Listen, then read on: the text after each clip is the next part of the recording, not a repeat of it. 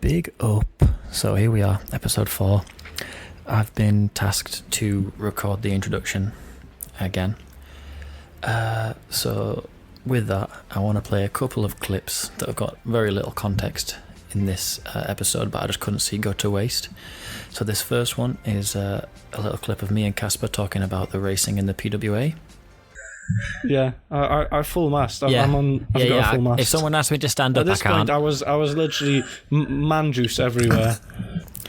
And this next one is a small clip from the PWA qualifier in Croatia, where our dearest Casper was interviewed and gave a stunning answer.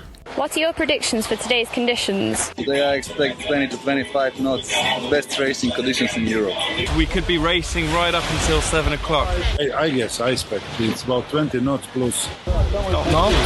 Okay. But now we're finished with that. This is episode 4. We talk about vans and stuff. Truthfully, I just laughed at Casper for this entire episode because his van life experience has been traumatic, to say the least. So hope you enjoy. Share it. Message me good things, preferably. Peace. Funny story. Did I tell you that my experience in Poland with the grumpy security man? As a security man, where? So my brother lives in this like sort of secure like estate area, and there's like a 24-hour security kind of thing, and there's like barriers and everything, and everyone's got like it's like really sort of posh. Everyone's got their own designated parking spot and everything, and but there's also like a little parking inside there for guests. So Bart gave me the keys to the barrier, so I let myself in to leave the van there, for the few days that I'm flying away, so it's safe. And like, I drove in, and he stopped me, and he's like, "Who let you in here?" And I was like, "What do you mean?" And he's like, "Well, you can't just drive in with a delivery van." I was like, No, I'm not a delivery man. It's not a delivery van. It's just my car. I'm just parking it. I'm staying here with my brother." And he's like, "No, you're not. You're a delivery man." I was like, "No, fam." I was like, "Fam, it's my private van." I was like, I'm not a company or anything. How?" And he's like, we were just arguing for about 5 minutes. He was getting annoying. He was like, "This is a delivery van." I was like, "It's my private vehicle, fam." And in the end, someone interrupted him, and he walked away for a moment. So I drove past and parked it up. But I think he might clamp it, basically. I think I might actually genuinely come back to a nice little surprise, a clamp on my wheel, because he was not happy, and he's really grumpy man, and he just did not accept the fact that it's actually my van. So I'll have to come back. I don't understand the concept of clamps in a scenario like that. Sorry? I don't understand the concept of clamps in a scenario like that, because that would do the opposite for what he wants. He would want you to leave, so he'll clamp it still. Yeah, I know.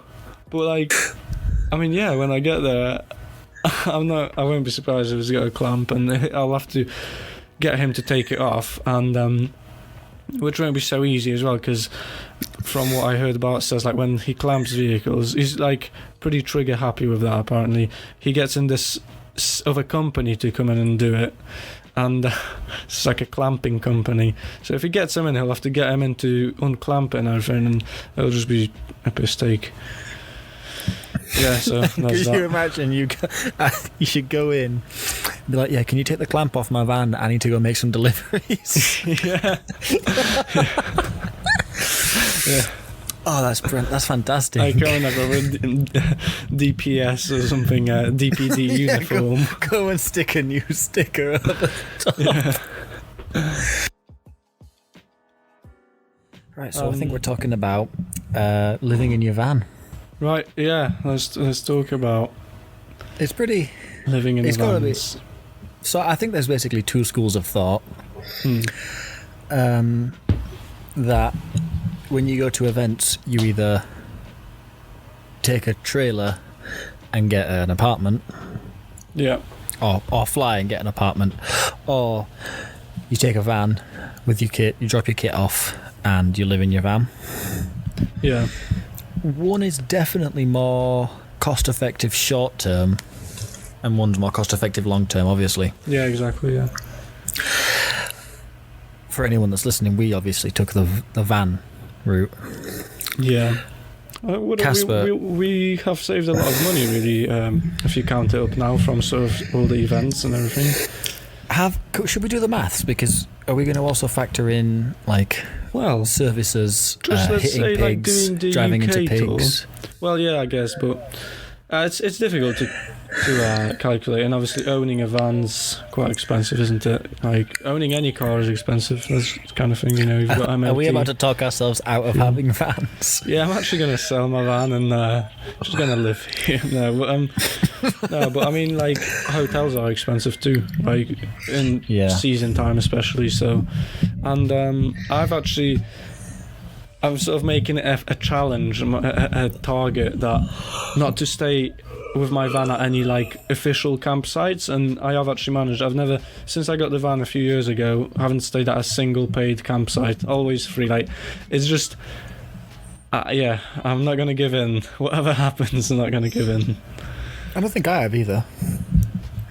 I don't think I've made an attempt to not. Yeah, but I don't. Well, sometimes it's just a little bit sketchy. Sometimes you have to be like stealthy about it, but it's good fun. It's definitely easier for your van because it's got no windows.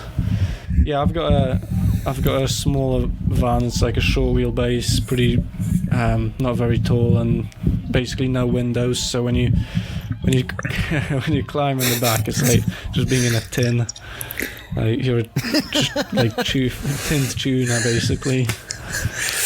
Which, I just love to imagine a scenario. We go out in Mambo, meet a girl, you're like, yeah, I have a van. And she's like, yeah, all right, you know what, I'll give it a go, a van. And then you turn up, you're like, yeah, this is it. And she's like, there's no windows in like that. A she's like, Instagrammable sort of traveller van, with all like nice interior. And you're like, yeah, so just it's this. It's a delivery van.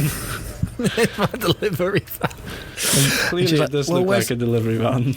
Where's the double bed? Like, oh, no, I sleep in a coffin. Yeah, no, there's two singles. You sleep in this one, I sleep in this one. I've got the downstairs, you sleep upstairs. Yeah. Basically, I have to slot myself in. It's a bit small. It's a bit a little bit cozy, let's say. It's kinky. Yeah, I mean, I've been dreaming about a bigger van for some time, but money doesn't grow on trees. So. All right, no, I think we're putting a ban on talking about money for this episode. Yeah, fair enough. I'm giving you the hard L there. all right, yeah. Whereas that's my probably van, wise. I can stand up in it, which is nice. Yeah, that's good. It has a double bed. Yeah. A window. It's a fair bit bigger, really, isn't it? I mean, it's quite Instagrammable. Yeah, it is. I guess if you keep it tidy, yeah. Which definitely, makes it easier to bring the opposite sex into it. Yeah. But the bed is about 40 cm from the roof. Yeah, which gives you limited movement and positionings. Yeah. And inside my van, which is pretty small, I've got a pretty simple conversion as well. I thought there's no point splashing out too much cash on such a small van because there's not that much room, not that much potential. So it's just basically some wooden racking, some insulation. I did it all with my dad and just myself, and it takes a while to convert vans, doesn't it? I mean, so it's not Instagrammable at all. Hence, it is like BDSM style, very Instagrammable. Yeah, I guess it's like a rig, yeah. Whereas mine is quite Instagrammable, I have to say. From the inside, yeah. From the outside, it's a little bit of rust. Got a little bit of the good old rust, rustic vibe. Although some people do that on purpose, I guess, don't they? With their That's true. Yeah. So. But because I've taken the backboard, so my double bed looks over the back door's open and we'll look out now. There's big fat windows. Nice views and everything. Nice. So some good feet pics from there. Yeah. That's going to be misinterpreted. Yeah.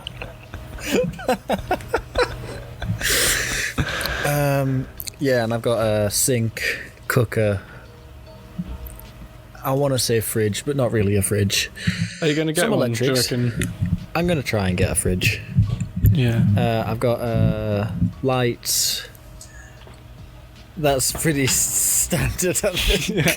That'll be a bit hard about lights, but yeah. I mean, I've got a sliding door and I don't mine if we're talking basics.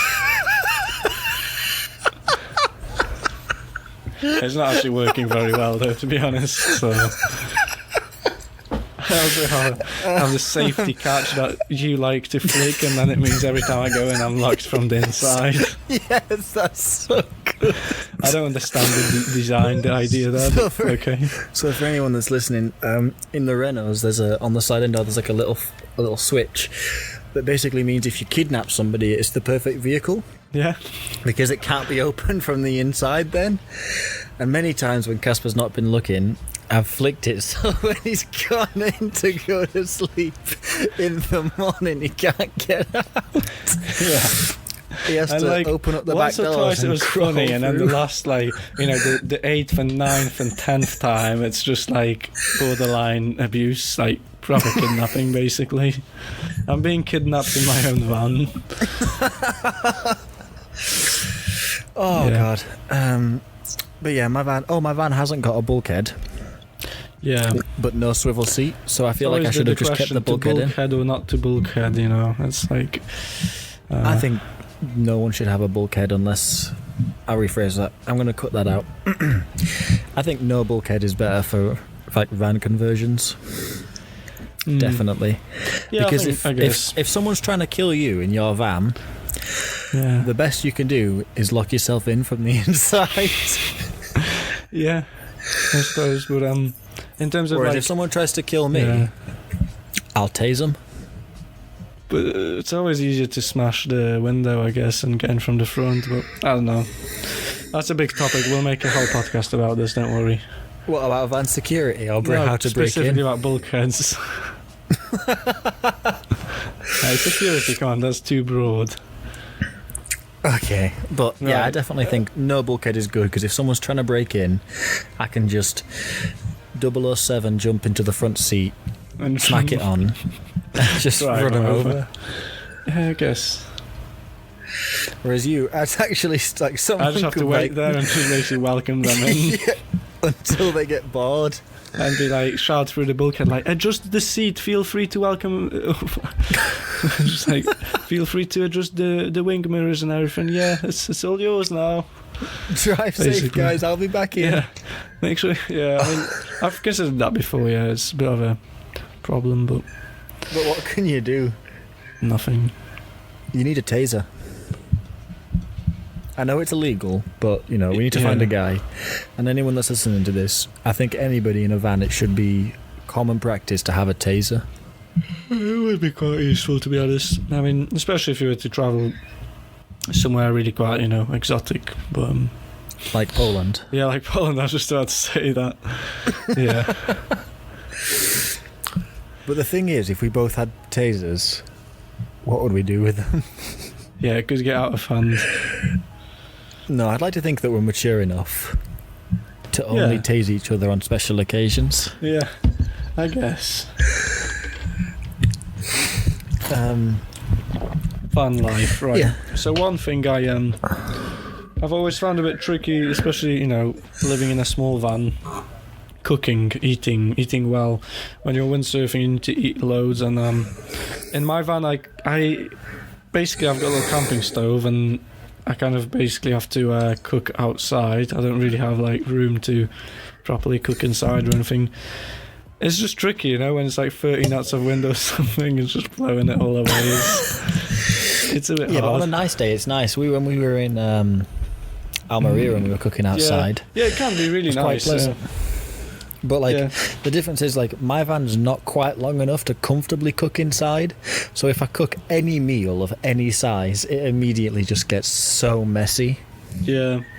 That's the key, really, isn't it, with van life, being really organised and minimalistic. Honestly, just have just the bare minimum, one plate, one bowl, one pan. And try and get the biggest version of a sink and a workspace you can get away with, because my sink can fit about one plate at a time, and I can't express to you how slow that makes washing up. Yeah. I feel like, I mean, I have to do all my washing up outside or go to some toilet, and you get these weird looks from people who are just like, you know, who don't understand the desperation.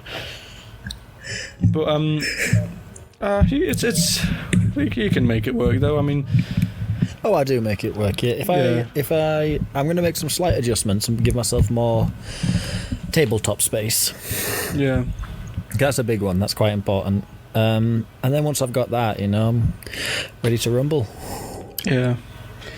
I was thinking the other day if to make any adjustments to mine, but honestly, I there's nothing you can do, mate. There's not, an not extension. really anything I can do. It's just quite a small. Get some planning permission for an extension. I've sort of made I think the most out of it. I mean, it's a lot of kit we have to carry. It's like a slalom, 3 boards and 6 sails, and then for this winter when we're going away, I'm gonna take probably wave kit but like going to competitions, I guess even just the minimum 3 boards and 6 sails, plus like all your wedge harnesses, all that takes up a fair bit of space. It definitely helps depending on the event that you're doing. Like you can get away with a smaller van if you do just international events where they have kit tents. Yeah, Yeah, that would be good. You'd have to have a conversion kind of dedicated to that, so that it's like dedicated to having living space, and then you just kind of chuck kit around the living space. Yeah. Because that then means that you like once you've chucked everything out, you've got a load of room. Whereas like in ours, we've got dedicated kit space, so when everything is out of it, there's still it's just the empty racks. Yeah, exactly. But I was impressed this winter when we saw. I think one of the most organised vans I've ever seen in my life. Pascal Tasselli's van. Just inspirational. You bet your meat over that for a few days. I did actually. It was a smaller one than mine, and he no living space, just kit, but so organised. I mean, it's so hard to maintain that organisation.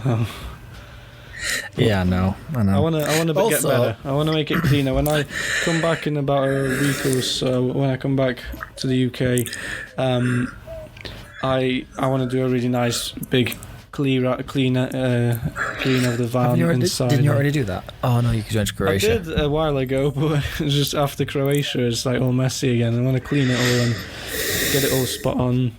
You see, my van heroes are Ingmar's van, which for anyone listening is like big, fucking big. Just because it's, but it's cool. I mean, big. It's so big. It makes it so like he can really live in that. He really does live in that. He does. Yeah, he stays for his whole winter training really comfortably.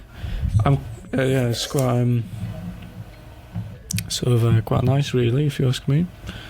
So yeah, Ingmar's van is like massive and proper nice, whereas Jordi's van is the same size as mine. Yeah, but it's just so good. Yeah, it's just nice. So fucking good. Yeah, I mean, there's some really nice vans out there, and it takes a fair bit of time to convert it and plan it out and measure it all right there, doesn't it? I mean, in my head I've already got this plan for this next big van, but the mega van. Yeah, the mega van, I like to call it. But it's going to be a big project, and it will probably be a good few years before I still do it. So for now, just going to have to stick with this one, the small delivery van. Yeah. What else is there to talk about vans? Well, how long would you say? Could you live in yours non-stop, do you reckon? How long could you comfortably live in yours? Because on mine I've got like a cap. I've got like a definite cap where it's like... I think I could live in mine... I think mine is all budget dependent. Yeah. I guess you need the fridge, don't you? It's like without a fridge, you'd have to go to the shop. If I got a fridge and I make some adjustments to it... Yeah. and I get like a swivel seat maybe, or some more desktop space, I could do like a very long time, but it's dependent if I go to a gym so I can shower there, and like where I get my water. If I can find that stuff out, then I think I could live in it indefinitely for like 8 months before I started to think I'm going to slip my wrist and sit in a bath. Yeah. But I'd have no bath to sit in. Yeah, so because like with mine, it's not long. It always feels it's fun, and I do enjoy it. But staying in a van, going on trips, and then all the travelling, but it always feels a bit temporary, and it's such a sort of small size that it gets. I could do a couple of weeks in it. 2-3 weeks, but probably not much more, not much longer than that, because it's not ideal. Yeah. So I would struggle with a big road trip, but could make it work. It depends how much kit I need to take, I guess. Why don't you tell the story about the pig? Because the one bad thing about vans is you obviously have to drive them yourself. Yeah. So which user error is quite a important part. I don't know if it was user error that time. It was just pure statistics. Like you're gonna end up with these little experiences, let's say. But it's fun. It's character building. So it was not this last winter training. It was the one before. Driving to Tarifa. I got off the long ferry and in Santander, so it's about 12-hour drive from there to Tarifa, so it's not bad. I was hoping to do it in just one go, but about 1 hour in, it was night, dark, and I'm driving along. It's empty, and I was a bit sleepy, but to be honest, I don't think there wasn't much I could have done anyway, though. It was just. There was 3 wild boars, really big ones, crossing the road, like blocking both lanes, 3 big bubbas. And at first you're just driving along, you see something in the distance, you're like, what? Well, really? Is there something there? I started braking, but going 70, you can't obviously slow down that quickly. And I just absolutely splattered one of them. And it did some damage, I'll tell you that, because they weigh, I think the adult boars, they weigh like 80, 90, 100 kilos, so it's like hitting a human. So I sort of know what to expect now. You basically ran over Finian. Yeah, basically. And it did some damage, and I stopped, and all the front radiator was leaking out, everything so basically I had no cooling system and couldn't really keep driving, and it was like the middle of the night, and it was actually around New Year's time. So following that, I actually ended up being sort of stuck in some little villages in Spain in the middle of nowhere for like over a week, trying to get this car fixed and going from garage to garage, and I was and I was in Tarifa. Yeah, you were already in Tarifa having a great time, and it was awful, and it was so empty, so everything was closed, empty, and it was awful. I don't want to talk about it, actually. I forgot how bad and depressing it was. Every day felt like dragged on so long, and it was horrible. And funny thing, I finally got the van fixed about 10 days later. Went on the road, and about an hour, I actually can't believe how unlucky I am sometimes. About an hour into the journey, this new journey now with the fixed van, a massive pebble flew off a lorry, hit the window and cracked the window. So I was like, yep, here we go again. Your van is cursed. Because why don't you tell them what happened this winter? Yeah, I cracked another window this winter just from nothing, just driving along, suddenly cracks. I don't understand. What have I done? Jesus, please. Oh yeah, that as well. So when I cracked the window the second time into this Tarifa this winter, dropped it off to the local car garage. It's quite an easy fix, really. They just change the window. Should take a day or two. I go there a day later, and they were like, "Yeah, so we've replaced the window. Don't worry, no problem. Easy job.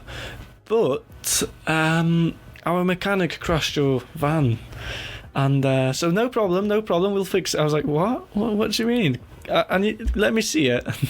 And he was like, I didn't get angry or anything. I was just disappointed.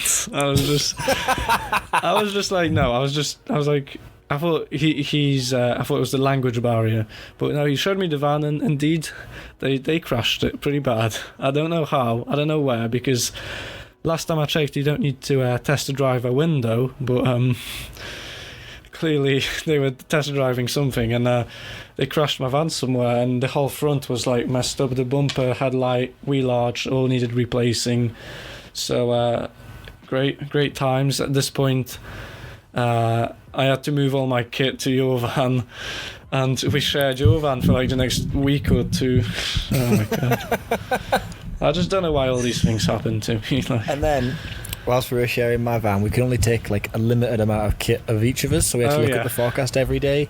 And you best believe that whatever we thought the wind was going to be, we got it damn wrong. Yeah, I remember. Every fucking time. And people were like, "Why are you? Everyone's on 6.2. Why are you on 7.8?" Like, it's a long story. I remember that was probably.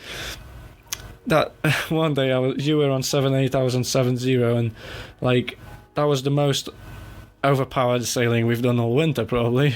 That was the most overpowered sailing I've done in my entire life. Possibly. It was probably like consistent. It wasn't even flat. Yeah, it was crazy chop with consistent, 28, 30 something knots, 30 odd. Yeah, Ben van der Steen was on 6.270 small board. Yeah. I was trying to muscle my way around on 7 for no good reason. Like, this wasn't an event, it was training. At any point I could have said, and I did, like, okay, I'm going to stop now, but I still insisted on trying to do like 8 races or something like that.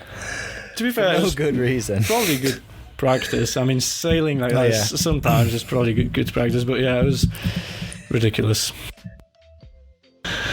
No, but actually, it's a good van. A Renault Master, the engine, everything, like the chassis, all nice. I've just been really unlucky. And the chassis is galvanised, which is nice compared to mine, which is rusting. Rust. That's an important tip, actually, when, as a windsurfer or kite surfer or something, looking for vans to buy. Some of the older vans weren't galvanised, so they rust quite easily. And being around, parking, at the beach a lot of the time, there's a lot of sort of salt in the air, and it really speeds it up a lot. I mean, like when you bought yours, it had no rust on it, did it? No, not at all. Yeah, and within the few years, here we are, like 2-3 years, it's really gone full power rust. No, I've sorted it now. I've blasted all the rust off, and she's fresh. Underneath, no idea. I refuse to look, out of sight, out of mind. Yeah, for sure.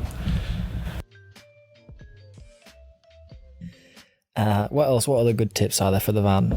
For the vans, right? Buy a big one. Buy a fucking big one. Go big. They're, like, even bigger vans, they're not that difficult to drive, actually. When I was buying mine, I mean, the smaller one was a bit cheaper, but also another reason was, like, I was worried about the practicality, the parking, driving, and I got used to it within, like, a week. Literally within a week. It even, like, a medium-sized van. Okay, the long wheelbase ones will be a bit tricky maybe, but even like a medium one is really quite easy to drive. You just get used to just looking at certain like car parks or parking spaces and just going. And you just drive a bit slower, a bit more careful, obviously, than like a normal hatchback or something. But I kind of wish I went for a slightly longer one. I was worried about that. That's what she said. No, wait, that's not what she said. That's getting cut out. Right. What else? Yeah, I would personally go for a galvanized van. Sort of, if you're going to use it quite a lot, if you can, go for a medium wheelbase, like at least sort of a medium size, because you always end up with more kit and more ideas and everything. That's the worst. When you're living, that's the worst. You're staying in a van somewhere, like, for example, the UK, because it's a bit raining at Weymouth, and you actually get, like, quite a couple of rainy days. Like, that's depressing. Everything gets soaked, damp, and it's just like... speaking of damp, that's my tip. From eBay, you can buy yourself these little dehumidifier things. They're just little simple plastic boxes with the little little pellet things inside. You can bulk buy, like, I think I bought 10 for really quite cheap, and I just put one in my van every time because it just absorbs some of the humidity, and then it fills up with water. You chuck it away, put another one in. So that's a good tip. Safety, I probably would recommend not recommend a taser. Yeah, recommend a taser, maybe a Glock 18.